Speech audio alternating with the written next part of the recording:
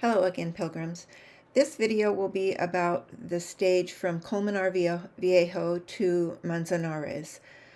We walked, I would say, about between 14 and a half and 15 kilometers that day. It was a beautiful but long walk. We walked a couple of extra kilometers trying to find our way out of town. So let me give you some good directions if you want to grab a pencil and paper. And this is from Hostel Yelo, where we stayed. So you go out the front door and turn left, go to the second street and go left again. This is a busy street and you'll see the Mirador there. Keep walking past the Mirador, past the auditorium, past some white apartments, and watch for yellow fletches because there are some, but they're kind of hard to see. You'll come to some white apartments on Calle Pilar de Zaragoza and follow the arrows. You'll see the street sign up on the building, like up on the top of the building. Soon you'll reach the end of the neighborhoods and you'll find a dirt track, and there's a huge sign there which makes it really easy to see where you are. You'll turn right onto a very flat track. Now, when we went, the trees were really small, but it's been quite some time since we walked, so maybe this track will be shaded now. It was beautiful walking. You went past water, past fields, cows and horses. It was fairly flat. There was occasionally some rock scrambling until a couple of kilometers right before Manzanares.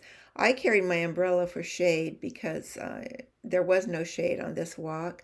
There were a lot of wildflowers, some beautiful vistas.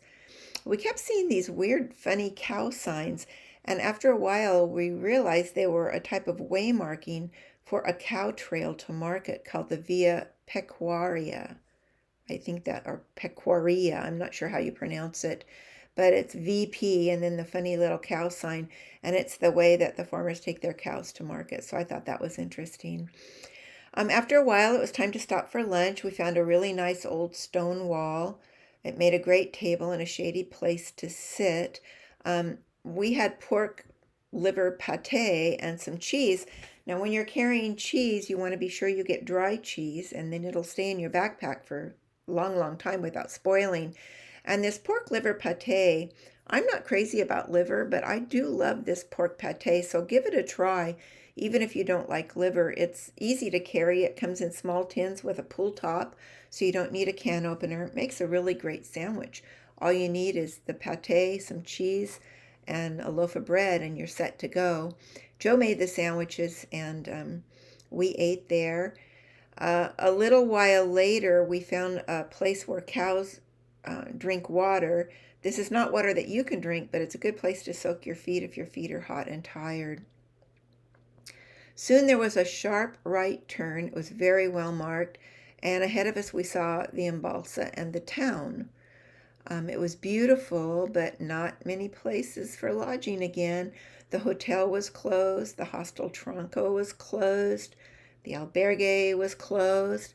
There was a Casa Rural, but it was 72 euros for a doble, and we didn't want to pay that.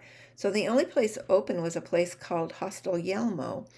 It was really pretty, but it was another 3-kilometer uphill walk, and I really wasn't ready for that, but no taxis in the town, and there was no other choice, so we stayed there.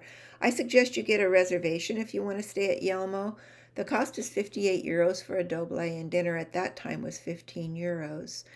There's supposedly a shorter way to Cercedilla without going back through town, and we actually did find that, and so that was good.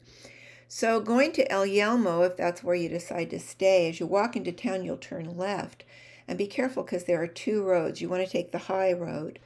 Walk toward the camping sign and walk all the way to the top, about 3 kilometers, like I said.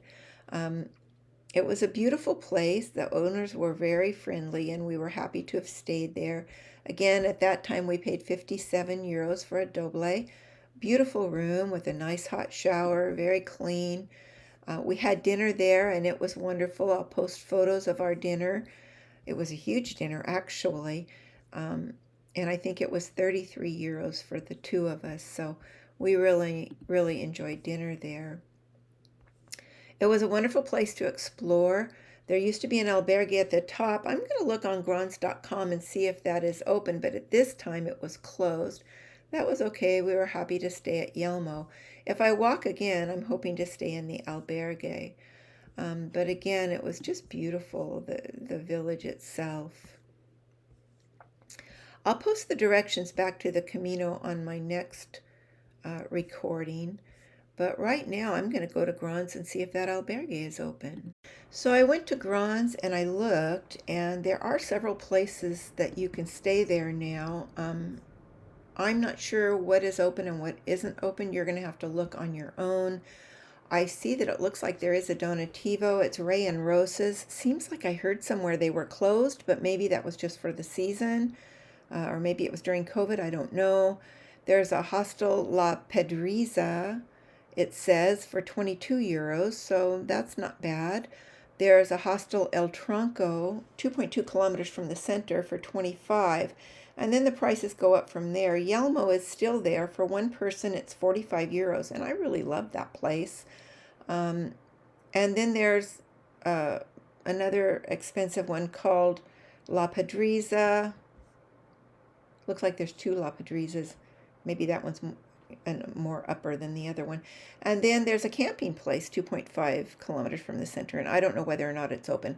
So you can check into those and decide where you want to stay, but it looks like now you have a lot more options than when we were there.